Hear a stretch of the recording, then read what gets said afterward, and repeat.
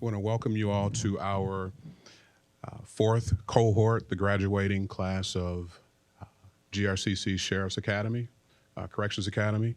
We want to welcome you all here as we celebrate these men and women who have committed their lives to service. At this time, we're going to have our presentation of colors, so we ask that everyone will please stand.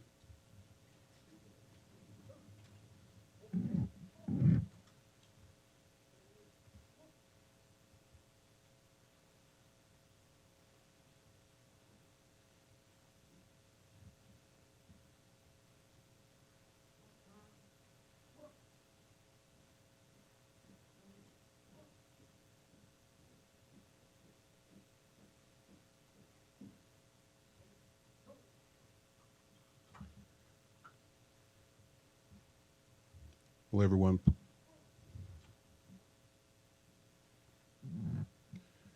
join me in reciting the Pledge of Allegiance? Pledge allegiance to the flag, of the United States of America, and to the republic for which it stands, one nation, under God, indivisible, with liberty, justice for all.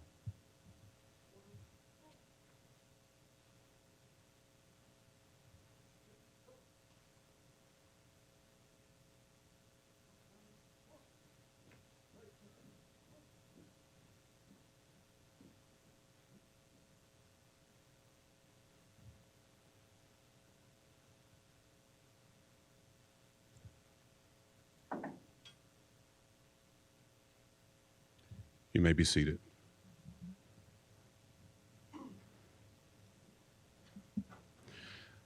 Again, we want to thank you all for taking your time out of your busy day, your schedules to come and celebrate these men and women who have again committed their lives to service. And for truly that is what it is. It's a calling to a life of service. Before we move forward in our program, I want to acknowledge several people. Because a process in an academy such as this, there are a lot of different moving parts and a lot of people that are responsible for the very existence of this Sheriff's Corrections Academy. We have with us our president of Grand Rapids Community College, Dr. Bill Pink. We have with us Board of Trustee members, Kenyatta Brame, I hope I didn't mess that up, sir, and Ms. Cynthia Bristol. We want to thank them as well. We have with us also our Dean of Workforce Development, Dr. Amy Mansfield, Doctors Jimmy Baber and Dr. Pamela Miller, our Associate Deans. We also, I'd be remiss if I didn't acknowledge an awesome criminal justice staff. In her absence, our department head, Nikki Banks, she sends her greetings. She was ill today and was not able to make it. We also have Ms. Crapel. Where is she? She's kind of the lifeline of our criminal justice department. She keeps me task-oriented with both the Corrections Academy and the Police Academy. And we have an awesome staff who, with our pre-service candidates, actually teach the criminal justice program before these individuals enter into the Sheriff's Corrections Academy. And so we have our senior staff member, Gary Ebles, Linnell Talbert, and again, Ms. Nikki Banks. We won't delay and prolong this ceremony. I have the distinct pleasure of introducing a young lady who I have tremendous respect for, both professionally and personally. She serves on a couple of our advisory board committees. She serves on the Corrections Academy or the Corrections Advisory Committee, as well as the Law Enforcement Committee. It gives me honor and great privilege to introduce the speaker for today, the Undersheriff of the Ottawa County Sheriff's Office, Ms. Valerie Wise.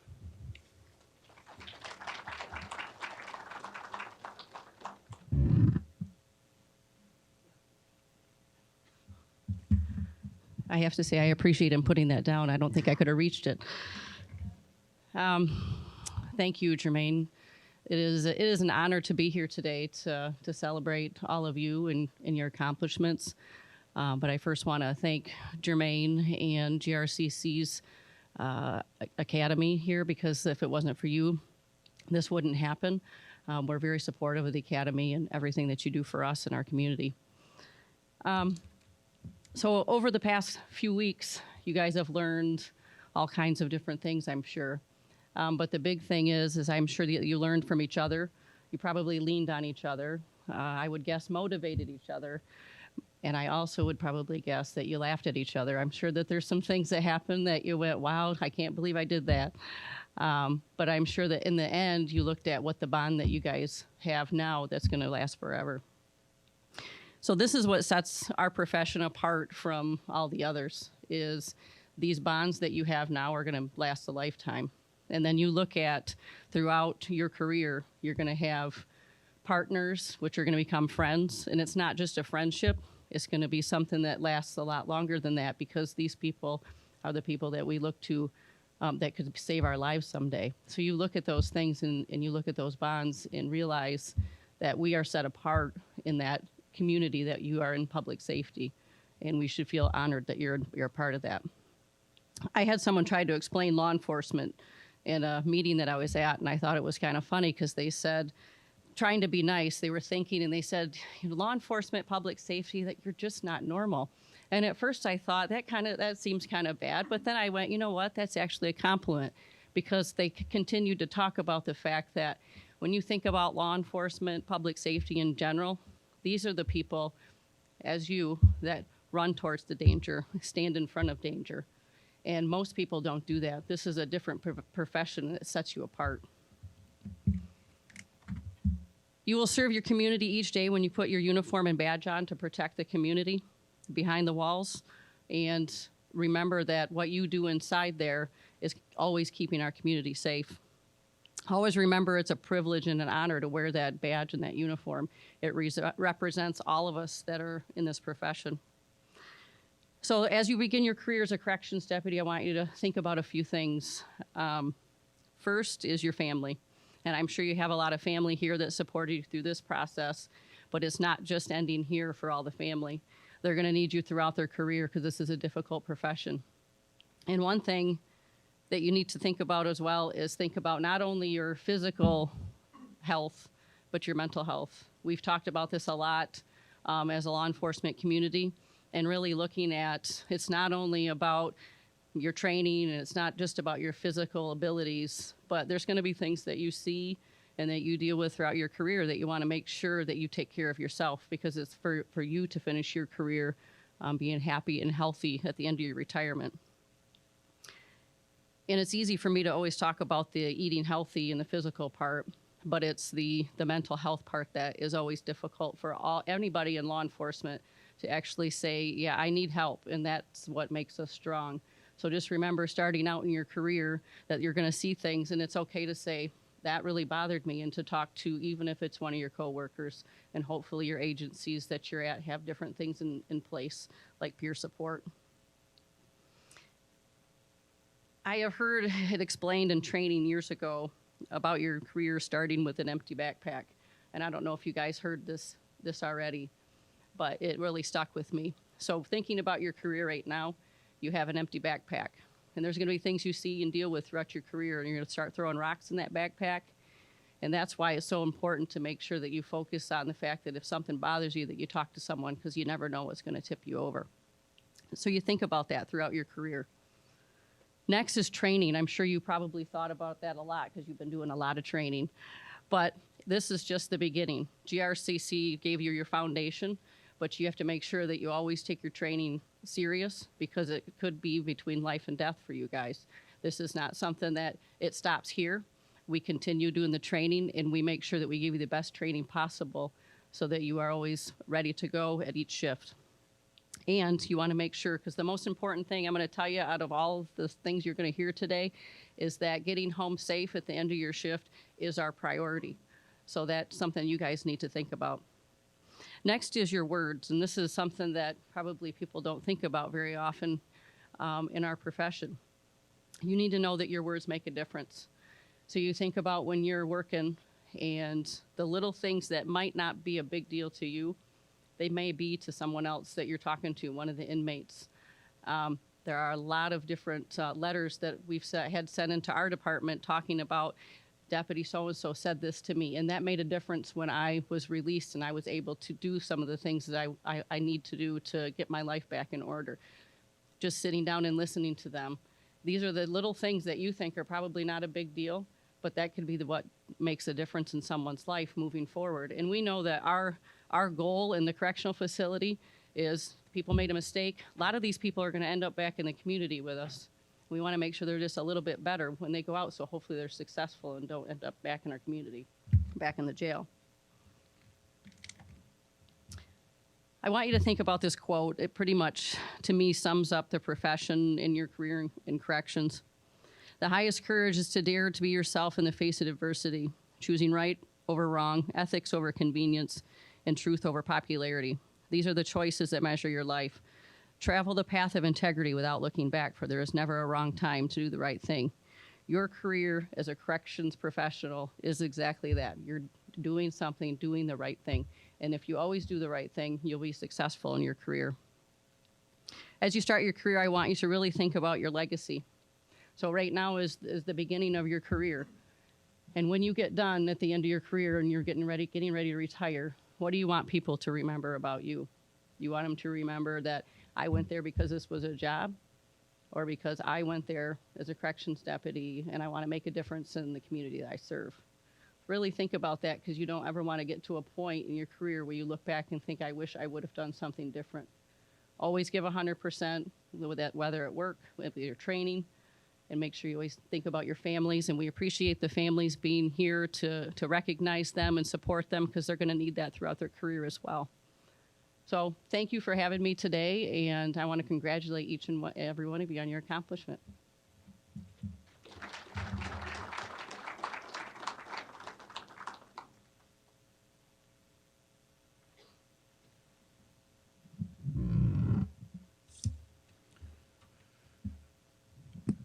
So over the past 4 weeks, you guys have bonded as a group. And as I stated before, as I addressed you guys about a week ago, you guys came in and really gelled like no other group that we've had. You guys were the 4th cohort in this in our Sheriff's Corrections Academy, and that bond and that sense of unit and that sense of pride that you guys came in with, you need to take that into your careers. Take heed to the words of Under Sheriff Wise. Continue your education. Continue to build on that level of foundation of professionalism. Beyond all, at the end of the day, remember, as you're encountering the individuals who have the opportunity or the occasion to be in your facilities, to remember, at the end of the day, they're still people. And if you treat them as such, you won't have any problems. I'll share with you I'll share with you a statement that someone shared with me before I started my career in law enforcement. If you treat the inmates right, you won't have a problem out of most of them. Uncharacteristically, we may think that everyone who was in your facilities are bad, but it may be an inmate who actually comes to your help when you need it. So remember that. So treat everyone fair, be impartial in your service, and remember and build on, as rough as that IPC or interpersonal communication segment was. I know the videos are a little bit dated, and it's a little bit rough to sit there for those 2 days, but remember to build on those skills. I will say this, our corrections brothers and sisters have a better way of communicating than most law enforcement because you don't have some of the tools, because you're in that closed environment. And so remember that, and use your tools, use the tools that you've been taught, use those tools to de-escalate situations rather than to escalate them. At this time, we're going to ask if there are command staff that represent the 3 agencies that we have. Allegan County, we would ask that if you would send a representative to join me as we recognize our deputies and our pre-service candidates. So if there's someone from Allegan County, we would ask a representative from Kent County as well, and Ottawa County Sheriff's Department as well.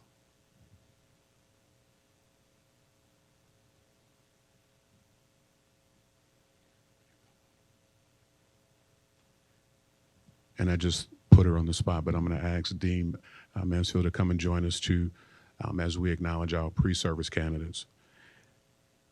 And so for you sheriff's agencies that are here, we have 2 very qualified pre-service candidates who will be ready to go and ready for hire. So do not pass them by or let them pass you by.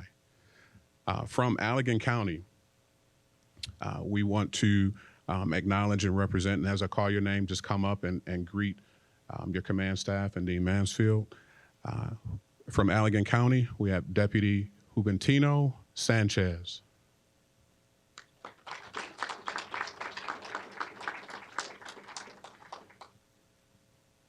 And if you can, just stand off to the side. From Kent County Sheriff's Department, we have Deputy Ryan Beavers.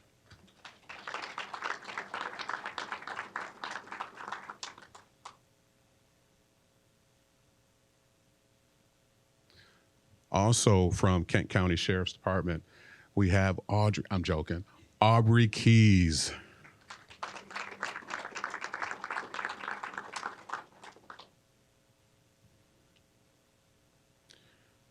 From Kent County Sheriff's Correctional Facility, we also have Alan Sahalovic.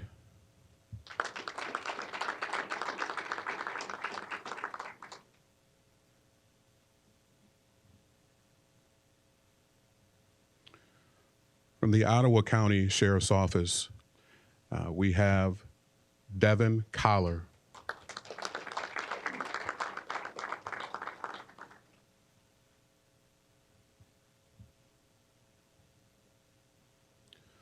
Also from the Ottawa County Sheriff's Department, Sheriff's Department, we have Brendan Knopf.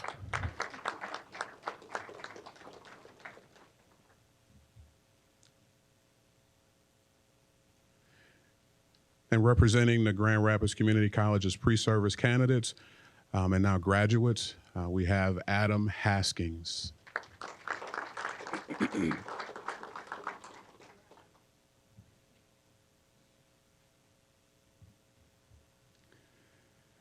And last but certainly not least, we have representing GRCC, Natia Kemp.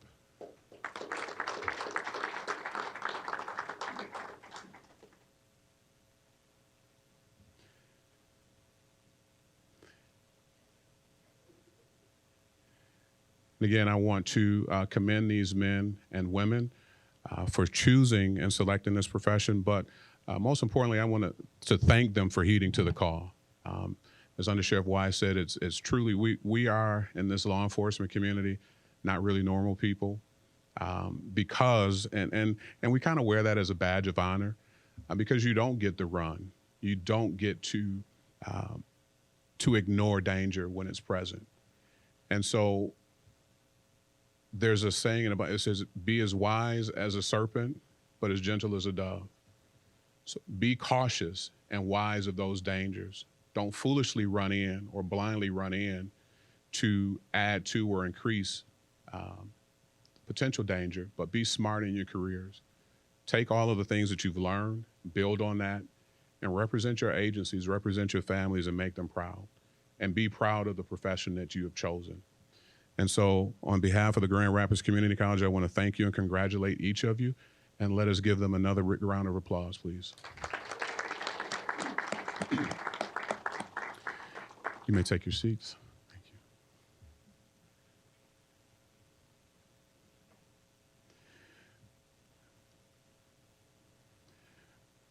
We are ever so fortunate here at Grand Rapids Community College to have not only an administrative staff and Dr. Mansfield, Dr. Miller, and Dr. Baber, and our board of trustees, but we have a president who encourages us to be innovative, be creative, and most certainly to keep our industry partners at the forefront of what we do. So at this time, I'm going to ask Dr. Bill Pink if he will come and give us closing remarks, after which we do have refreshments for everyone to come and celebrate. We encourage you to stay, take pictures, and celebrate these men and women. Ooh, good afternoon. Oh, come on now, good afternoon. This is celebration time. This is good stuff going on this afternoon. I want to first of all say thank you to Director Reese and to his faculty who have been involved in this effort. For us here at GRCC, this Sheriff's Corrections Academy means a lot because as we worked very closely as not only Director Reese, but also our department head, Nikki Banks, as they worked very closely with many of our partners sitting in this room today about what should this academy look and sound like? What are the competencies? What's needed in terms of what this particular education would entail? Our partners meant a lot to us in this regard because what you see here, friends, is the product of those conversations. Corrections officers ready to go into the profession prepared. And that's what's important in education. That's what's important at GRCC, is that our preparation, whether it be a corrections officer, whether it be a culinarian, whether it be a welder, whether it be someone going on to a 4-year school to become an engineer, it doesn't matter.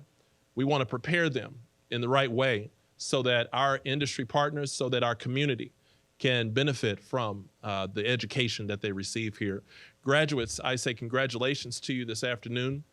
I say thank you to our partners from Kent, Allegan, Ottawa, and other counties represented in this academy. We thank you because you have to keep us fresh. You have to keep us on task. You have to keep this education relevant to what you need. And as you see other means and other needs that come about, you got to let us know so that as we continue to prepare, whether it be in our Sheriff's Academy, whether it be in our Police Academy, that our preparation will be relevant to what you need. So stay close to us, stay tight to us, and let us know what that needs to look and sound like. To our graduates, I will tell you this, earlier in my career, I was very involved in preparing teachers. I was in teacher preparation for years and engaged quite a bit in helping prepare people for the classroom, whether it be a kindergarten teacher all the way through to a high school teacher.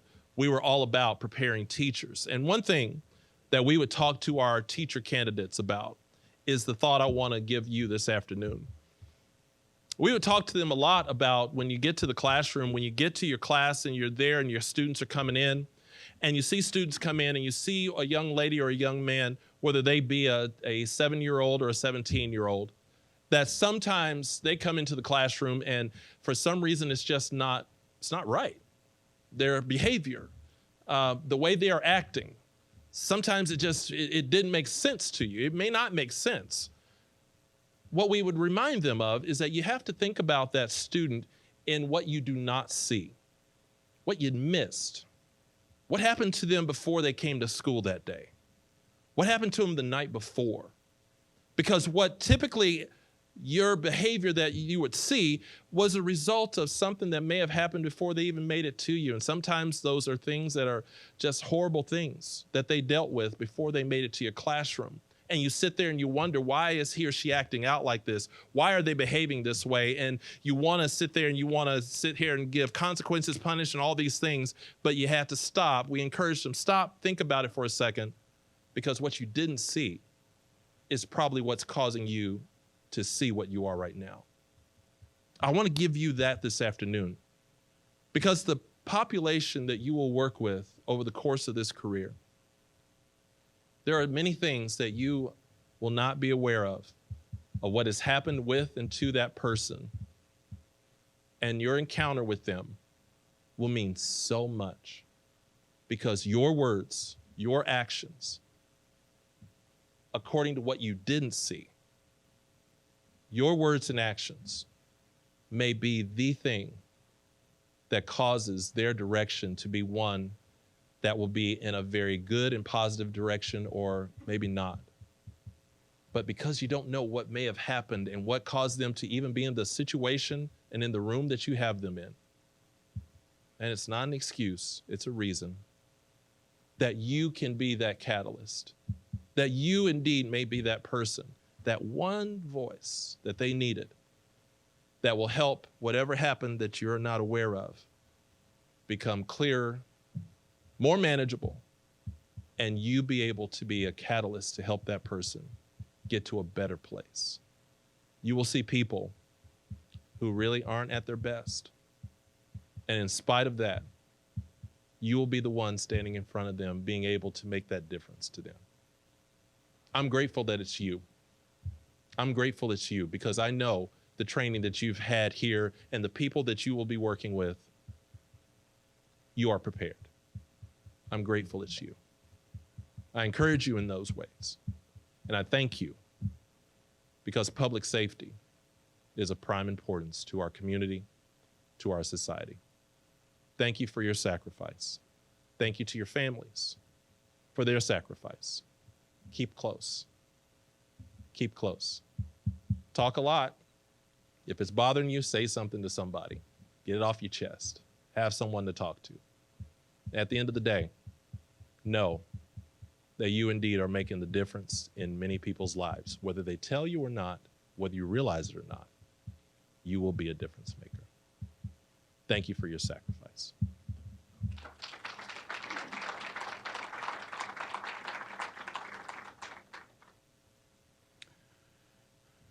Well, ladies and gentlemen, that concludes our service, our ceremony for this afternoon.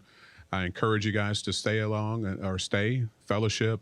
We have refreshments right outside. And I, again, congratulate you